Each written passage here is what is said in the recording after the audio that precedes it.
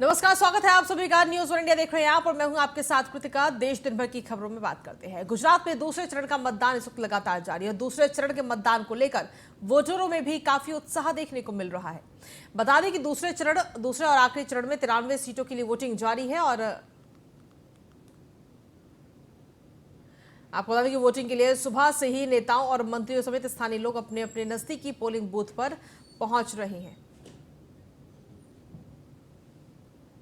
तो गुजरात में दूसरे चरण का मतदान आज जारी है। दूसरे चरण के मतदान को लेकर वोटरों में भी काफी उत्साह देखने को मिल रहा है। बता दें कि दूसरे चरण में 93 सीटों के लिए वोटिंग जारी है। वोटिंग के लिए सुबह से ही नेताओं और मंत्रियों समेत स्थानीय लोग अपने नजदीकी पोलिंग बूथ पर पहुंच रहे हैं। प्रधानमंत्री नरेंद्र मोदी ने भी आज वोट करते हुए नजर आए हैं।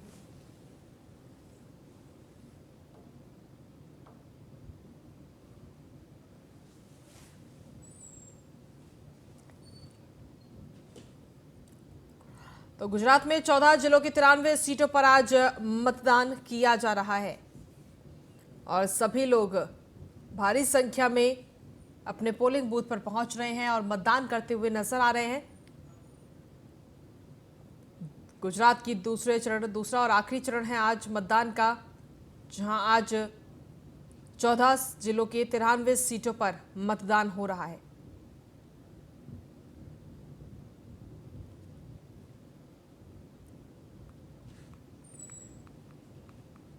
गुजरात में जारी दूसरे चरण में 14 जिलों की 93 सीटों के लिए मतदान इस वक्त लगातार जारी है और इसी बीच प्रधानमंत्री नरेंद्र मोदी ने अहमदाबाद के रानीप इलाके में स्थित 177 नंबर पोलिंग बूथ पर वोट किया है, जहां वोटिंग के बाद पीएम मोदी मीडिया से रूबरू हुए, जहां उन्होंने लोगों को ज्यादा से ज्यादा वोटिंग करने की से अपील की है और साथ ही वोटिंग के लिए की गई व्यवस्थाओं के लिए चुनाव आयोग को बधाई भी दी है।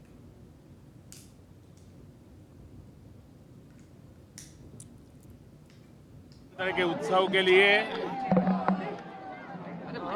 देश के नागरिकों का हृदय से अभिनंदन करता हूं, धन्यवाद करता हूं। मैं इलेक्शन कमीशन को भी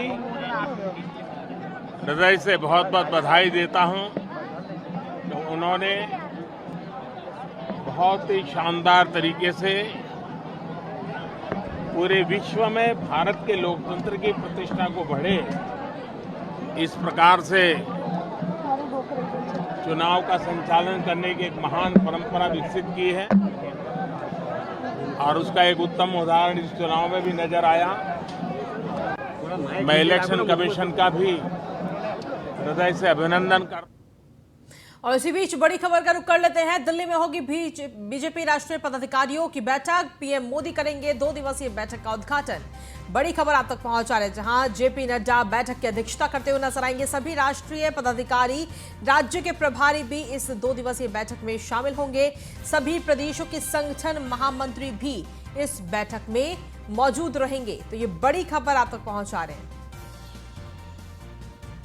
दिल्ली में बीजेपी राष्ट्रीय पदाधिकारियों की यह अहम बैठक होनी है, जहां प्रधानमंत्री नरेंद्र मोदी 2 दिवसीय इस बैठक का उद्घाटन करते हुए नजर आएंगे और काफी अहम इस बैठक को माना जा रहा है। जेपी नड्डा इस बैठक की अध्यक्षता करेंगे और इस बैठक में सभी राष्ट्रीय पदाधिकारी और राज्य के प्रभारी बैठक में मौजूद रहेंगे।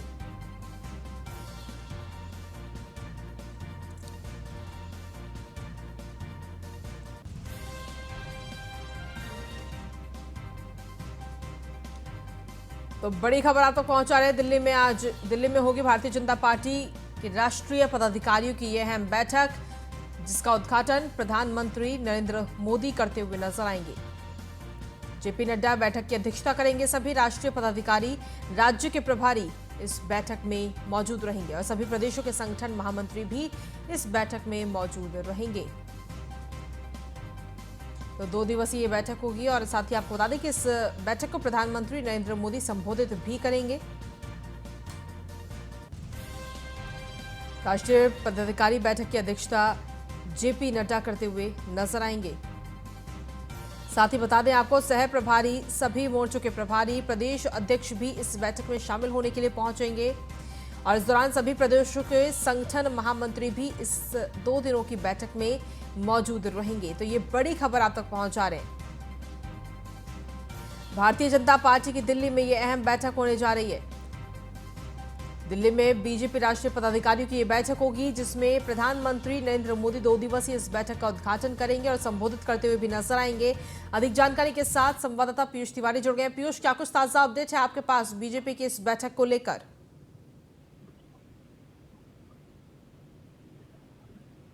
पीयूष, आवाज मिल रही है आपको?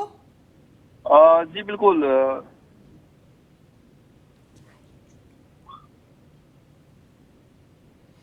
पीयूष, देखिए दिल्ली में भारतीय जनता पार्टी के राष्ट्रीय पदाधिकारियों की ये बैठक होने जा रही है, क्या कुछ अपडेट्स हैं आपके पास?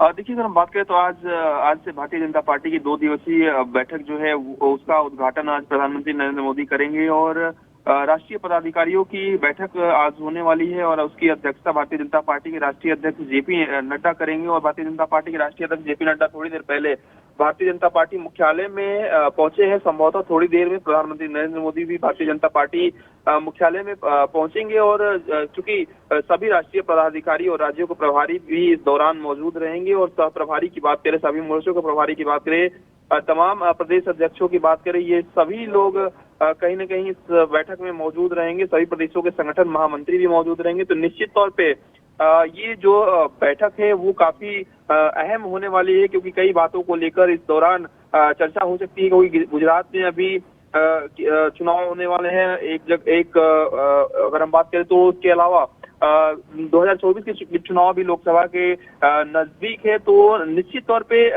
एक साझा रणनीति बनाई जाएगी किस तरीके से भारतीय जनता पार्टी को चुनाव में लेकर जाना है। तो क्या कुछ काम किए गए हैं केंद्र सरकार द्वारा, भारतीय जनता पार्टी द्वारा, सरकार द्वारा, तो उसको लेकर एक रणनीति बनाई जाएगी किस तरीके से भारतीय जनता पार्टी को अलग अलग राज्यों में मजबूती दी जा सके। खासतौर पे दक्षिण के क्षेत्रों के जितने राज्य है वहां पे भारतीय जनता पार्टी को मजबूत किस तरीके से करना है, एक समन्वय सरकार और संगठन में किस तरीके से बनाया जा सके और बेहतर समन्वय बनाया जा सके, इन सब तमाम विषयों को लेकर कहीं न कहीं चर्चा होगी। इसके अलावा अन्य विषयों को लेकर भी चर्चा होगी, चूंकि संसद का शीतकालीन सत्र भी शुरू होने वाला है। तो उसको लेकर भी कुछ राय दी जा सकती है कि कौन से अहम बिल इस दौरान लाए जा सकते हैं। लेकिन चूंकि राष्ट्रीय पदाधिकारियों की बैठक है तो चुनावों से जुड़े हुए मुद्दे पर और पार्टी को मजबूत किस तरीके से किया जाए, इन विषयों को लेकर चर्चा होगी। जी, जिस तरीके से अगर देखा जाए तो इस बैठक में सभी लोग मौजूद रहेंगे और बैठक को प्रधानमंत्री नरेंद्र मोदी भी संबोधित कर सकते हैं क्या?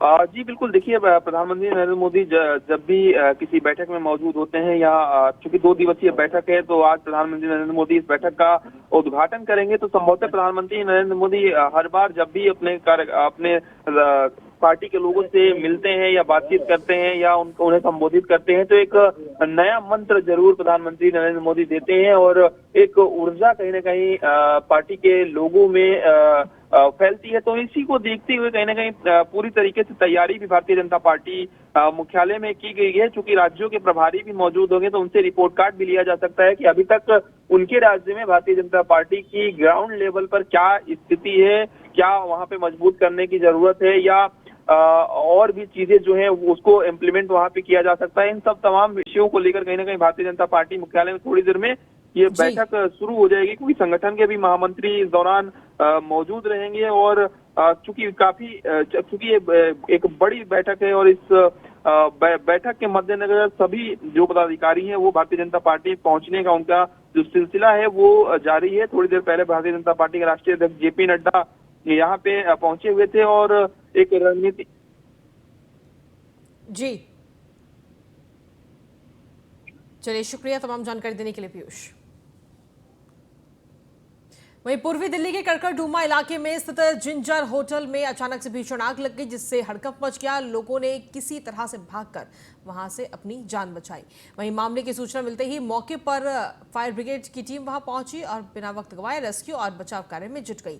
खबरों की माने तो हादसे के दौरान करीब 20 से 25 लोग होटल के अंदर ही फंसे हुए थे, जिन्हें फायर ब्रिगेड की टीम ने होटल से बाहर निकाला। फायर ब्रिगेड की माने तो आग सुबह करीब 9 बजे लगी थी। हालांकि आग लगने की वजह अभी स्पष्ट नहीं हो पाई है। फिलहाल पुलिस और फायर ब्रिगेड की टीम हादसे की जांच कर रही है।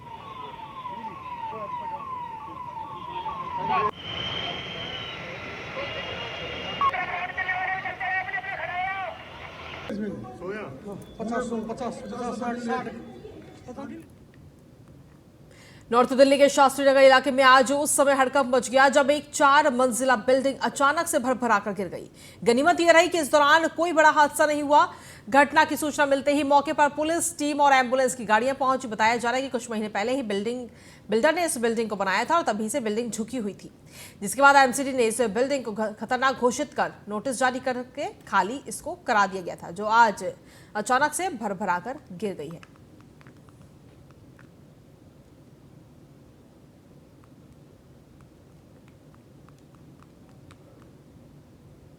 श्री जैन इंदिरा गांधी पंचायती राज संस्थान के सभागार में आयोजित पंचायती राज विभाग की विभिन्न योजनाओं का निरीक्षण किया गया। इस दौरान पंचायती राज सचिव नवीन जैन ने केरल से आए प्रतिनिधि दल का पधारो हमारे देश कहकर स्वागत किया। बता दें कि विभिन्न योजनाओं के निरीक्षण के लिए केरल से बीनू मोल्के के नेतृत्व में राजस्थान आए 28 सदस्यीय प्रतिनिधि दल को संबोधित किया गया। पंचायती राज सचिव नवीन जैन ने कहा कि राज्य सरकार की विभिन्न योजनाएं न केवल अन्य प्रदेशों के लिए बल्कि अन्य देशों के लिए भी आदर्श है। उन्होंने कहा कि राज्य सरकार पंचायती राज की योजनाओं के माध्यम से प्रदेश के ग्रामीण क्षेत्रों में शिक्षा, चिकित्सा और स्वास्थ्य सुविधाओं के विकास और महिलाओं के सशक्तिकरण के लिए प्रतिबद्ध है।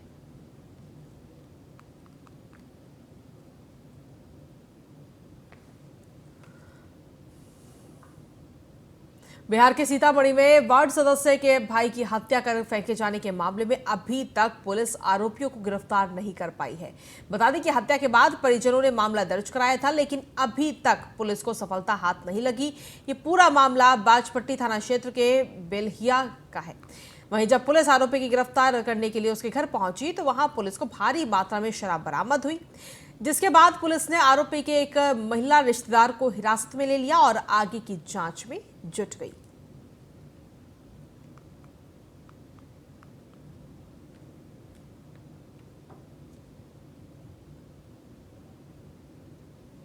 बाला साहेब की शिवसेना यानी शिंदे गुट के पदाधिकारियों और कार्यकर्ताओं की पहली बैठक पुणे में आयोजित की गई।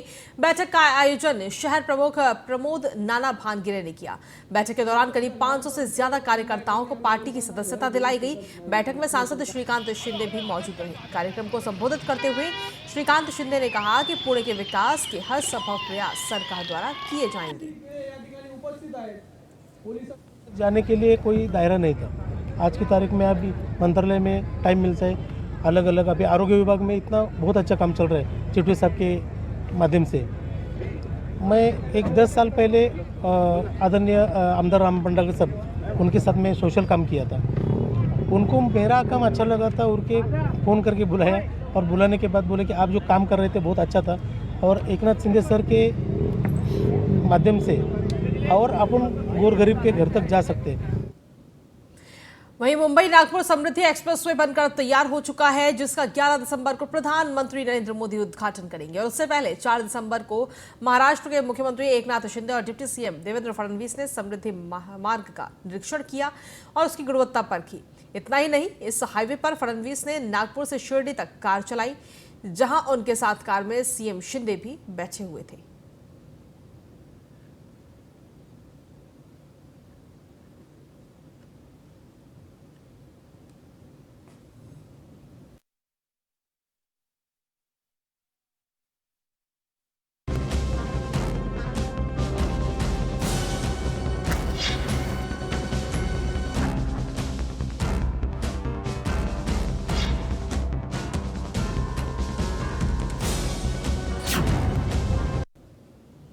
तो उत्तर प्रदेश में आज 3 जगहों पर उपचुनाव के लिए वोटिंग लगातार जारी है। मैनपुरी में 11 बजे तक 11.8% मतदान दर्ज किया गया। रामपुर में 11 बजे तक 11.30% मतदान दर्ज किया गया। खतौली में 11 बजे तक 20.70% मतदान दर्ज आज किया गया है।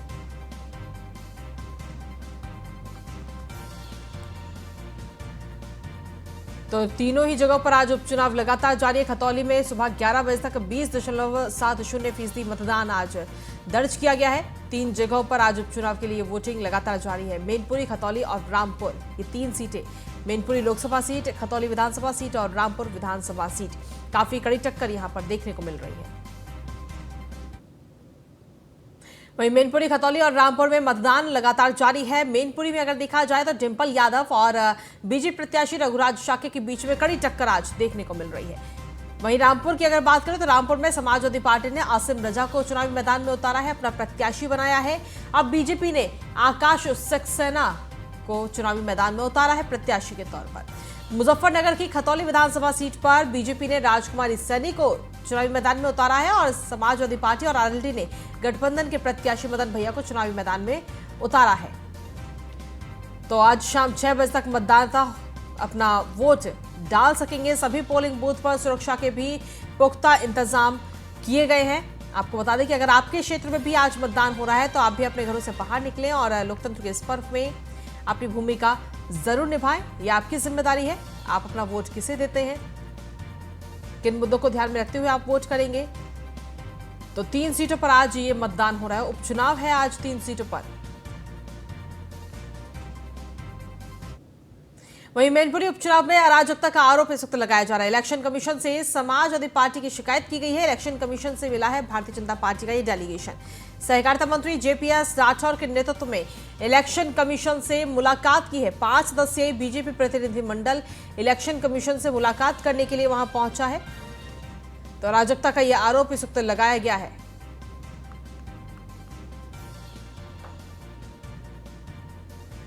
बीजेपी प्रतिनिधिमंडल ने इलेक्शन कमीशन पहुंचा, जहां इलेक्शन कमीशन से शिकायत की गई है और इलेक्शन कमीशन से समाजवादी पार्टी की यह शिकायत बीजेपी ने की है। मैनपुरी उपचुनाव में अराजकता का आरोप इस वक्त बीजेपी की तरफ से लगाया जा रहा है। आपको बता दें, सहकारिता मंत्री जेपीएस राठौर के नेतृत्व में इलेक्शन कमीशन से मुलाकात की है बीजेपी के डेलीगेशन ने। 5 सदस्यीय बीजेपी प्रतिनिधिमंडल इलेक्शन कमीशन से मिला है। ये सहकारिता मंत्री जेपीएस राठौर जी, सर क्या शिकायत करने के लिए? ऐसा है कि जिस तरीके से अराजकता का वातावरण समाजवादी पार्टी के द्वारा किया जा रहा है और झूठी शिकायतें की जा रही, उससे अवगत कराने के लिए हम यहाँ पर निर्वाचन आयोग के आए थे। रामपुर में जिस तरीके से अराजकता फैलाने का काम आजम खां के द्वारा किया जा रहा है, खतौली में जयंत चौधरी भ्रम फैलाने का काम कर रहे हैं, इस सब बातों से अवगत कराने के लिए हम यहाँ पर निर्वाचन आयोग को आए हैं। और पुराने समय में तालिबानी संस्कृति की तरह ये समाजवादी पार्टी के लोग काम करते थे, अब उनको वैसा मौका नहीं मिल रहा तो उनको परेशानी हो रही है। भारतीय जनता पार्टी मैनपुरी की सीट 2 लाख वोट से जीत रही है और रामपुर और खतौली की सीट भी प्रचंड बहुमत के साथ हम वहां पर जीतने जा रहे हैं। समाजवादी पार्टी आरोप लगा रही है कि अपना बचाव करने के लिए भारतीय जनता पार्टी आज शिकायत करने आयोग पहुंची है। बचाव क्या करना है, हम पूरी तरीके से चुनाव जीत रहे हैं। बचाव क्या करना है, बचाव अपना क्या करना है, बचाव उनका जो बात है वो निर्वाचन आयोग के समक्ष कहे नहीं आके। वो भी तो आए थे, जब यहाँ पर वो आए तब दरवाजे बंद हो चुके थे, जब निर्वाचन आयोग कोई कर्मचारी भी नहीं था, चपरासी भी नहीं था, तो यहाँ शिकायत करने आए। तो ये तो मीडिया इवेंट बनाते हैं, हम तो सच्चाई लेकर आए हैं।